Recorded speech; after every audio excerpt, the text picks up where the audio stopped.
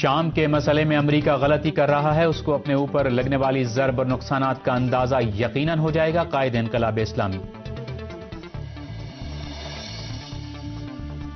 شام پر حملے سے جوہری تابکاری مواد پھیلنے کا خطرہ پیدا ہو جائے گا، روس کا انتباہ۔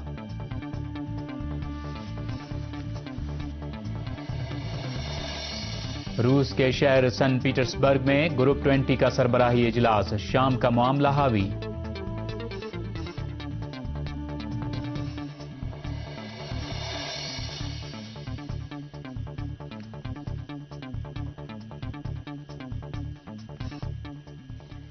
بسم اللہ الرحمن الرحیم، درود و سلام ہو محمد و آل محمد پر۔ السلام علیکم ناظرین، اسلامی جمہوریہ ایران کے دارالحکومت تہران سے خبروں کا بلیٹن لے کر حاضر ہیں۔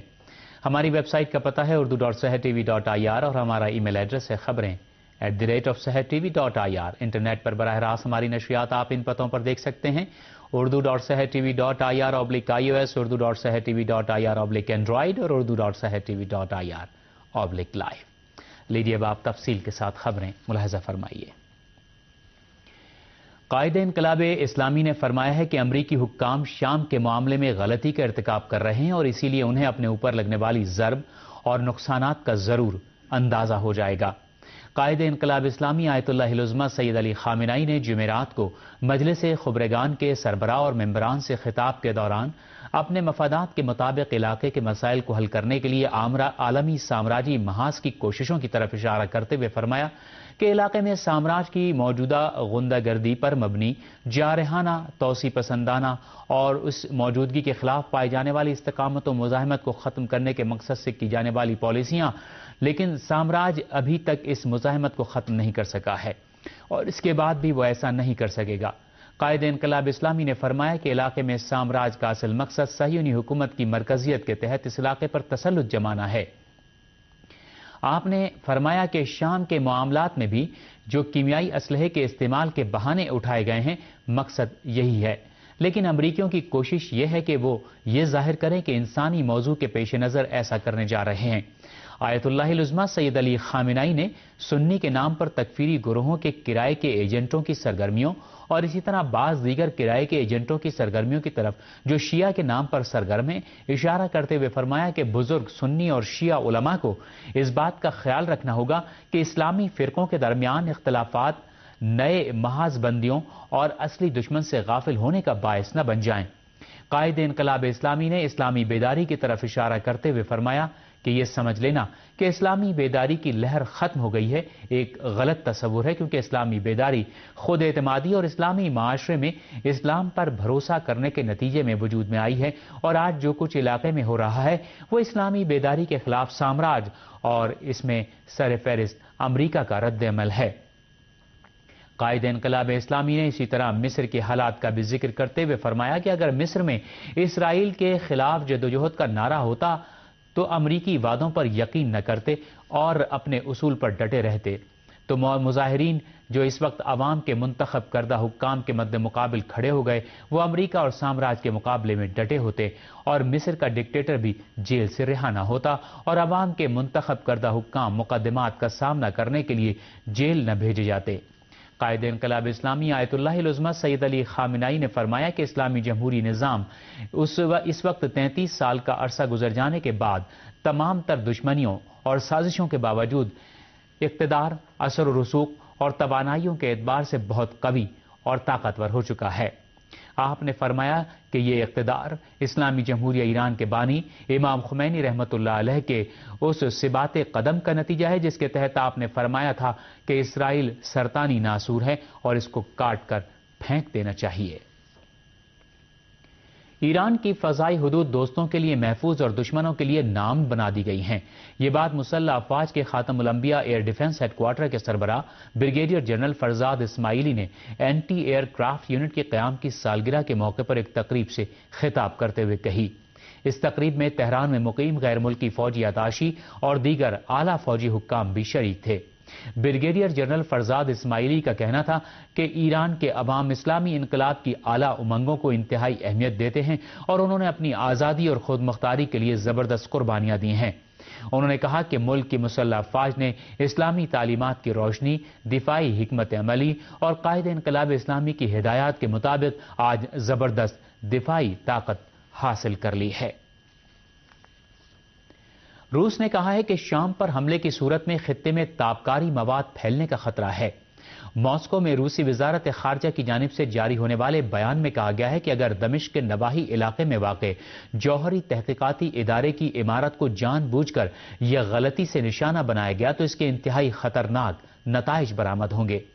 امریکہ کی جانب سے شام کے خلاف حملے کے لیے عالمی اجماع کے حصول اور سینٹ کی جانب سے حملے کی حمایت کے باوجود شام پر حملے کی عالمی سطح پر مخالفت کی جا رہی ہے۔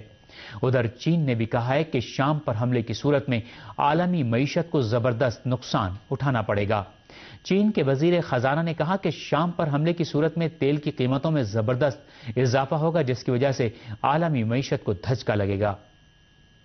امریکہ شامی حکومت پر کیمیائی ہتھیاروں کے استعمال کا الزام لگا کر اس ملک پر حملہ کرنے کی منصوبہ بندی کر رہا ہے، جس کی عالمی سطح پر مخالفت کی جا رہی ہے۔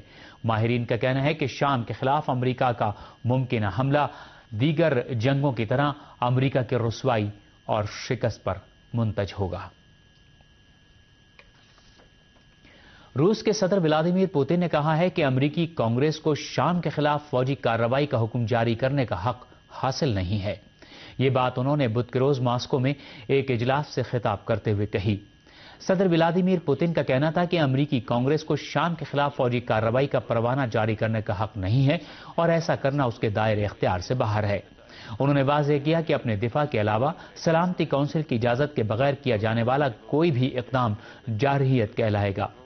انہوں نے امریکی کانگریس میں شام کے خلاف فوجی حملے کو جواز فراہم کرنے کی غرض سے کی جانے والی کوششوں کا حوالہ دیتے ہوئے کہا کہ امریکہ کی جانب سے ایسا کوئی بھی اقدام روس کے لیے ہرگز قابل قبول نہیں ہوگا۔ انہوں نے امریکی حکام کے ان الزامات کو سختی کے ساتھ مسترد کر دیا کہ ماسکو دمشق حکومت کی حمایت کر رہا ہے۔ روسی صدر کا کہنا تھا کہ شام کے معاملے میں ان کا ملک صرف اور صرف عالمی قوانین اور ضابطے پر عمل کر رہا ہے۔ صدر پوتن نے امریکی وزیر خارجہ کے اس بیان کے جواب میں، جس میں انہوں نے یہ بات زور دے کر کہی ہے کہ حکومت شام نے کیمیائی ہتھیار استعمال کیے ہیں، کہا کہ ماضی میں بھی امریکہ کے اس وقت کے وزیر خارجہ نے عراق میں کیمیائی ہتھیاروں کی موجودگی کا دعویٰ کیا تھا، لیکن بعد میں یہ بات پوری طرح سے جھوٹی ثابت ہوئی۔ ایک ایسے وقت میں جب امریکی حکام شام پر حملے کے لیے عالمی سطح پر ایک اتفاق رائے قائم کرنے کی سرتوڑ کوشش کر رہے ہیں اور امریکی سینٹ کی خارجہ کمیٹی نے اوباما کو شام پر حملے کی اجازت دے دی ہے، علاقائی سطح پر اس حملے کی مخالفت میں اضافہ ہوا ہے۔ شام پر امریکہ کے ممکنہ حملے پر عراقی حکومت نے اپنی مخالفت کا اعلان کرتے ہوئے شام کے بحران کو حل کرنے کے لیے 9 نکاتی امن فارمولہ پیش کیا ہے۔ اس امن فارمولے میں کہا گیا ہے کہ شام میں فوری طور پر جنگ بند کی جائے، حکومت اور مخالف گروہوں کو ہتھیاروں کی سپلائی روک دی جائے، شام میں کیمیائی ہتھیاروں کے استعمال کے بارے میں غیر جانبدارانہ تحقیقات انجام دی جائیں، شام پر حملے کے لیے کسی بھی عرب ملک کی سرزمین کو استعمال کرنے کی اجازت نہ دی جائے، شام میں بے گھر ہونے والوں کے لیے ایک مالیاتی فنڈ قائم کیا جائے اور حکومت اور مخالفین کے درمیان بات چیت کا راستہ ہموار کیا جائے۔ عراقی وزیراعظم نوری مالکی نے شام کے بارے میں یہ امن فارمولہ پیش کرتے ہوئے شام پر فوجی حملے کے ممکنہ خطرناک نتائج کی بابت بھی خبردار کرتے ہوئے کہا ہے کہ اگر جنگ شروع ہوتی ہے تو پھر اس کا رکنا ناممکن ہو جائے گا اور اس کے منفی اور تباہ کن اثرات پورے خطے پر مرتب ہوں گے۔ اس درمیان عرب لیگ کے بعض رکن ممالک شام پر فوجی حملے کے خلاف ہیں، اسی لیے نوری مالکی نے عرب لیگ سے کہا ہے کہ وہ امریکہ کی جنگ پسندانہ پالیسیوں کے سلسلے میں اپنا موقف ظاہر کرتے وقت عرب لیگ کے ان ممبر ملکوں کے موقف کا بھی خیال رکھیں جو جنگ کے خلاف ہیں۔ اردن نے بھی شام پر فوجی حملے کی مخالفت کا اعلان کیا ہے۔ ادھر لبنان میں حزب اللہ کے ڈپٹی سیکرٹری جنرل نے شام پر حملے کے لیے امریکہ کے فیصلے کو نئے مشرق وسطی کے منصوبے کو مسلط کرنے کی واشنگٹن کی کوششوں کا حصہ قرار دیا ہے۔ حزب اللہ کے ڈپٹی سیکرٹری جنرل شیخ نعیم قاسم نے کہا کہ آج شام کے خلاف امریکہ کی سازشوں کی یلغار ہر دور سے زیادہ نمایاں ہو گئی ہے۔ انہوں نے کہا کہ شام پر حملے کے لیے امریکہ کا فیصلہ اس بات کو ظاہر کرتا ہے کہ واشنگٹن دنیا کے 80 ملکوں سے شام میں دہشت گردوں کو بھیج کر بھی اپنے مقاصد میں کامیابی حاصل نہیں کر سکا ہے۔ حزب اللہ لبنان کے ڈپٹی سیکرٹری جنرل شیخ نعیم قاسم نے دنیا والوں کو خطاب کرتے ہوئے یہ سوال کیا کہ امریکہ کو یہ حق کس نے دیا ہے کہ وہ دوسرے ملکوں کے داخلی معاملات میں مداخلت کرے۔ دوسری جانب شام کے نائب وزیر خارجہ فیصل مقداد نے بھی امریکہ کے ہر قسم کے ممکنہ حملے کا شام کے عوام، حکومت اور فوج کی جانب سے بھرپور جواب دیے جانے کے عزم کا اعلان کرتے ہوئے کہا ہے کہ اگر تیسری عالمی جنگ شروع ہو جائے تو بھی شام اپنے موقف سے پیچھے نہیں ہٹے گا۔ روس کے صدر ولادیمیر پوتین نے بھی سلامتی کونسل کی اجازت کے بغیر کسی بھی طرح کی فوجی کارروائی کے بارے میں خبردار کرتے ہوئے کہا ہے کہ سلامتی کونسل کی اجازت کے بغیر شام پر فوجی حملہ ایک جارحانہ اقدام ہوگا۔ روسی صدر پوتین نے اسی طرح امریکہ کو خطاب کرتے ہوئے کہا ہے کہ شام پر ہر قسم کے حملے کو روکنے کے لیے ماسکو کے پاس بھی منصوبہ ہے، لیکن اس کے بارے میں کچھ کہنا ابھی قبل از وقت ہوگا۔ شامی فوج ملک کے جنوبی صوبے ریف دمشق میں دہشت گردوں کے خلاف فیصلہ کن حملے کی تیاری کر رہی ہے۔ خبروں میں کہا گیا ہے کہ شامی فوج کے دستوں نے ریف دمشق کے علاقے قابون کا مکمل محاصرہ کر لیا ہے اور دہشت گردوں کے ٹھکانوں کو توپ خانے سے نشانہ بنا رہی ہے۔ فوجی ذرائع کا کہنا ہے کہ شامی فوج بہت جلد قابون پر مکمل قبضہ کرنے میں کامیاب ہو جائے گی۔ قابون اور اس کے اطراف میں فوج کے ساتھ جاری لڑائی میں درجنوں دہشت گرد مارے گئے ہیں۔ کہا جا رہا ہے کہ ریف دمشق کے علاقے ادرا میں بھی شامی فوج اور دہشت گردوں کے درمیان شدید لڑائی ہو رہی ہے، جس کے دوران 16 دہشت گردوں کے مارے جانے کی خبر ہے۔ دوسری جانب اطلاعات ہیں کہ دہشت گردوں کے قبضے سے آزاد ہونے والے شہر لاذقیہ میں فوج نے ایک اجتماعی قبر کا پتہ لگایا ہے جس میں سینکڑوں افراد کی لاشیں دفن ہیں۔ مقامی لوگوں کا کہنا ہے کہ دہشت گردوں نے ان لوگوں کو قتل کرنے کے بعد اجتماعی قبروں میں دفن کر دیا تھا۔ اقتصادی اعتبار سے اہم ملکوں کے گروپ 20 کا اجلاس روس کے شہر سن پیٹرسبرگ میں شروع ہو گیا ہے۔ ماہرین کا کہنا ہے کہ اس اجلاس میں اقتصادی معاملات سے زیادہ شام کا بحران حاوی رہے گا۔ روس کی میزبانی میں گروپ 20 کے رکن ملکوں کا سربراہی اجلاس شروع ہو گیا ہے۔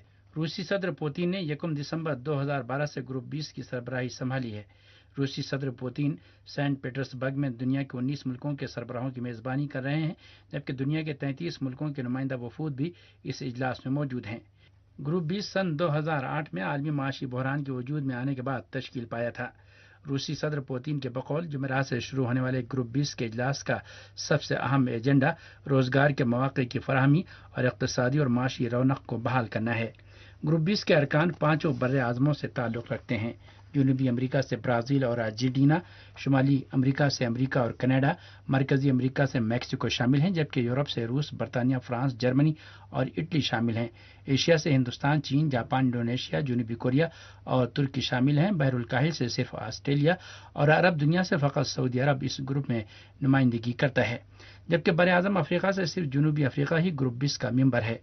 سینٹ پیٹرسبرگ میں جمعرات سے شروع ہوئے اس اجلاس میں صرف معاشی معاملات پر ہی بات چیت مرکوز نہیں ہوگی، بلکہ شام پر امریکہ اور اس کے اتحادیوں کے ممکنہ حملے کو مذکورہ اجلاس کا اہم ترین موضوع سمجھا جا رہا ہے، جبکہ یہ بھی کہا جا رہا ہے کہ شام کا موضوع ہی اجلاس میں شریک ملکوں کے رہنماؤں کے درمیان اختلافات کا باعث بھی بنے گا۔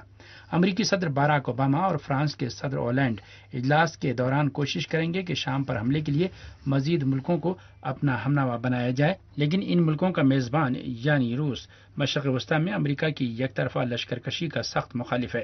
چین بھی مشرق وسطی میں فوجی مداخلت کا مخالف ہے۔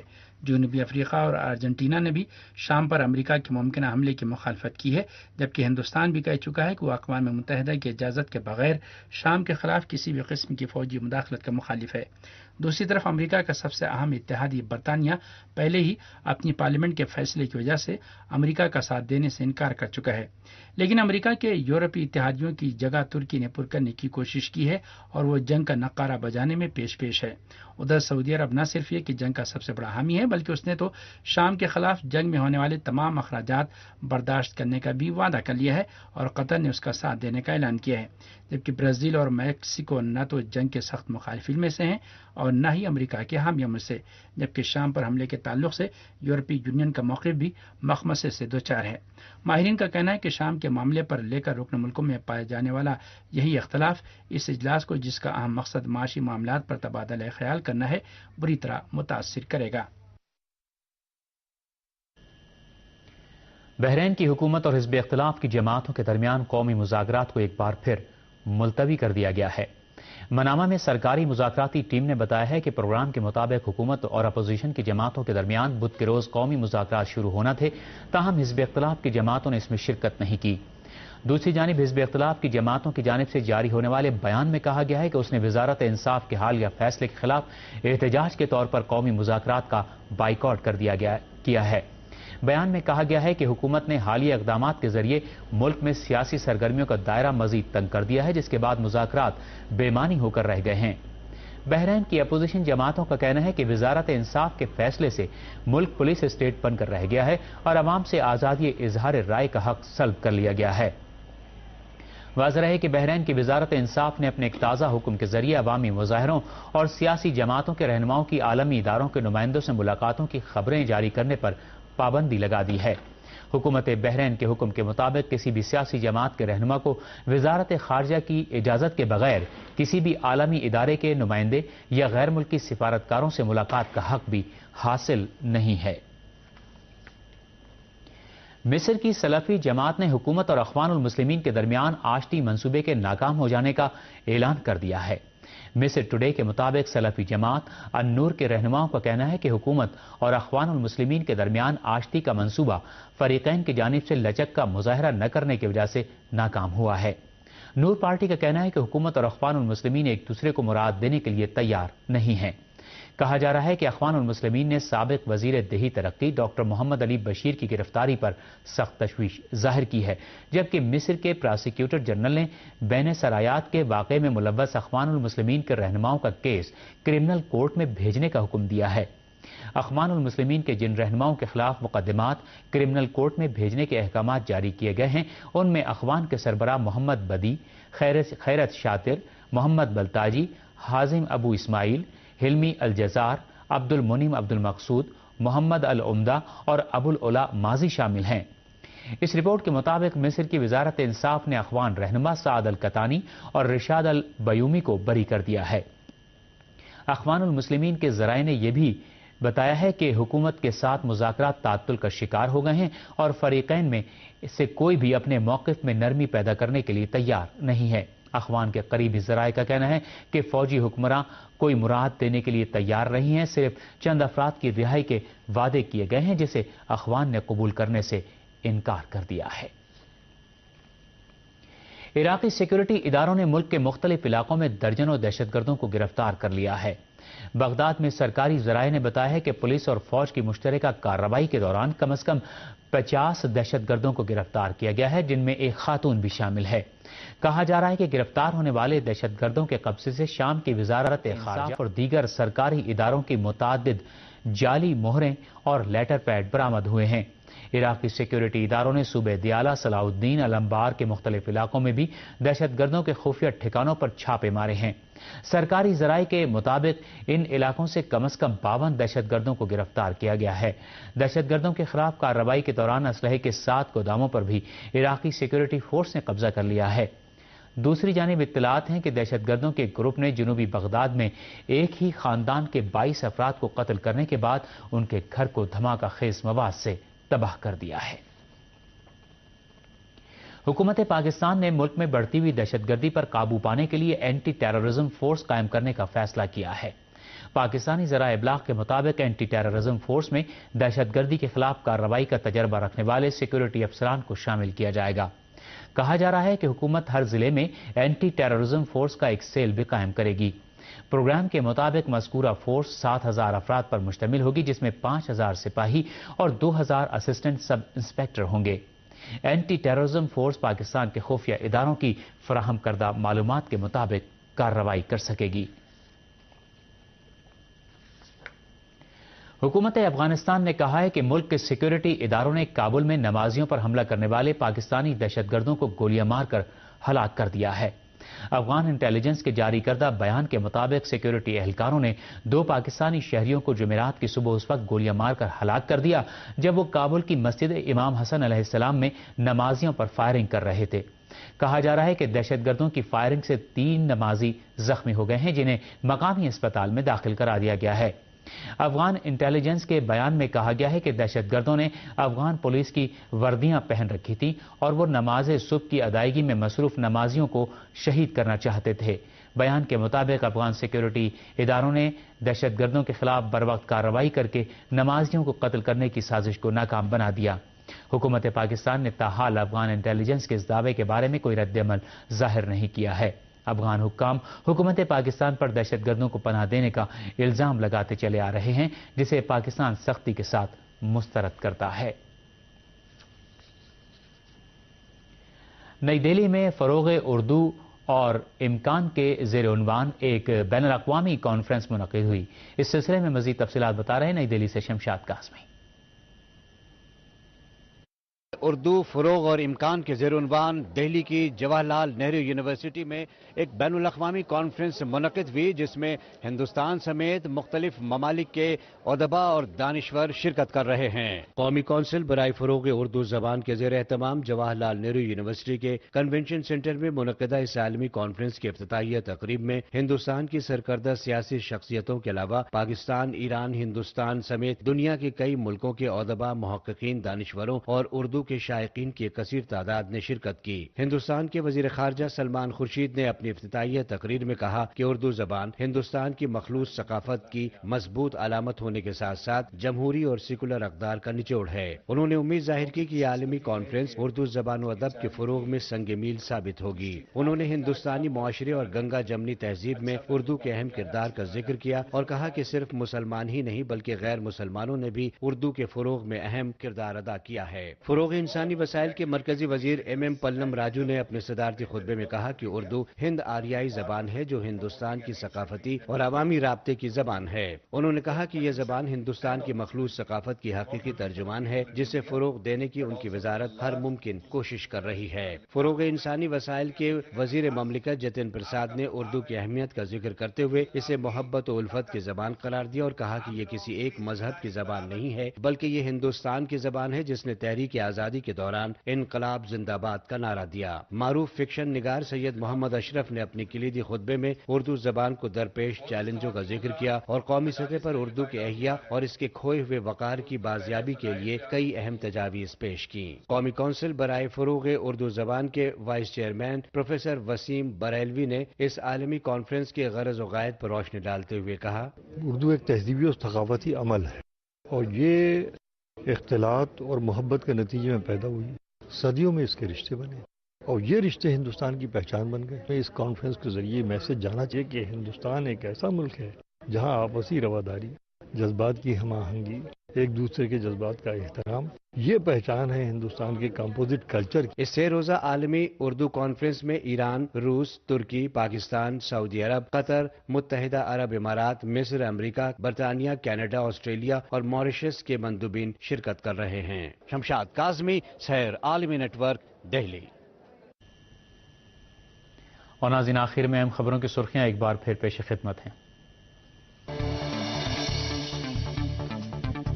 شام کے معاملے میں امریکہ غلطی کر رہا ہے، اس کو اپنے اوپر لگنے والی ضرب اور نقصانات کا اندازہ ہو جائے گا، قائد انقلاب اسلامی۔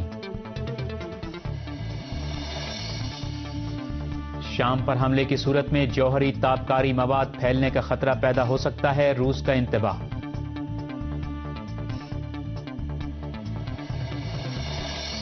روس کے شہر سن پیٹرسبرگ میں گروپ 20 کا سربراہی اجلاس شروع۔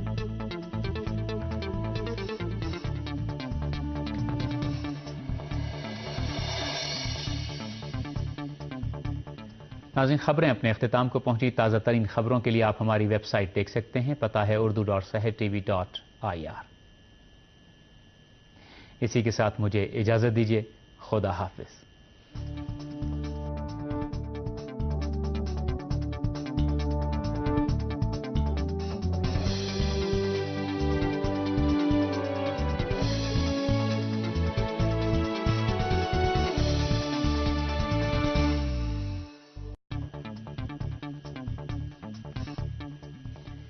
بسم اللہ الرحمن الرحیم۔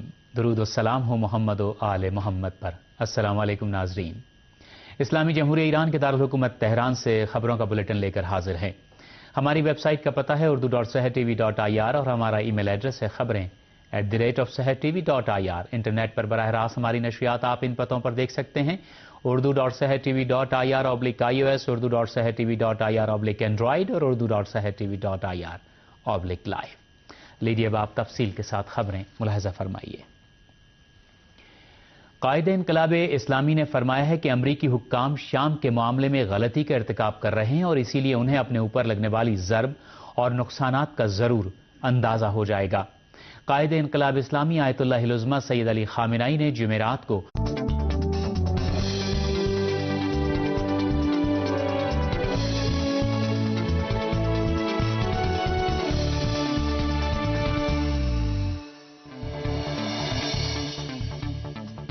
شام کے مسئلے میں امریکہ غلطی کر رہا ہے، اس کو اپنے اوپر لگنے والی ضرب اور نقصانات کا اندازہ یقیناً ہو جائے گا۔ قائد انقلاب اسلامی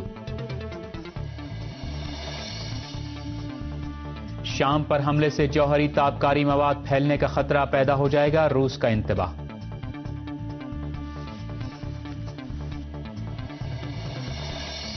روس کے شہر سن پیٹرسبرگ میں گروپ 20 کا سربراہی اجلاس، شام کا معاملہ حاوی۔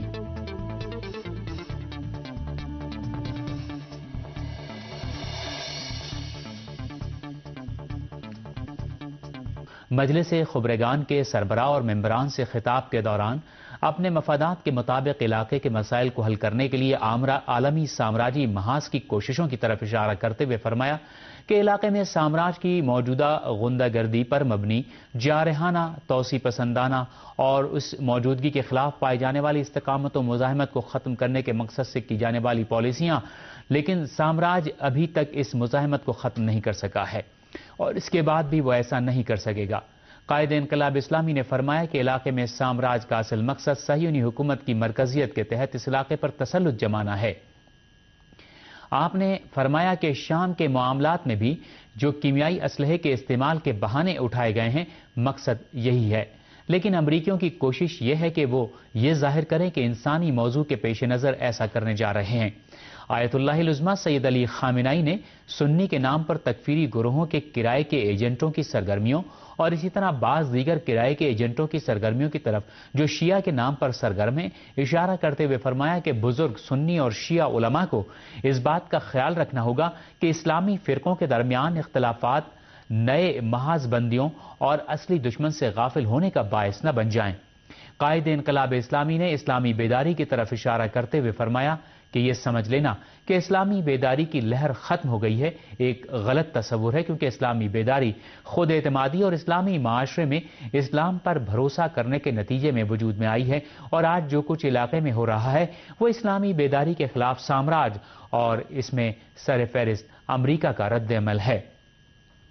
قائد انقلاب اسلامی نے اسی طرح مصر کے حالات کا بھی ذکر کرتے ہوئے فرمایا کہ اگر مصر میں اسرائیل کے خلاف جدوجہد کا نعرہ ہوتا تو امریکی وعدوں پر یقین نہ کرتے اور اپنے اصول پر ڈٹے رہتے، تو مظاہرین جو اس وقت عوام کے منتخب کردہ حکام کے مد مقابل کھڑے ہو گئے وہ امریکہ اور سامراج کے مقابلے میں ڈٹے ہوتے اور مصر کا ڈکٹیٹر بھی جیل سے رہا نہ ہوتا اور عوام کے منتخب کردہ حکام مقدمات کا سامنا کرنے کے لیے جیل نہ بھیجے جاتے۔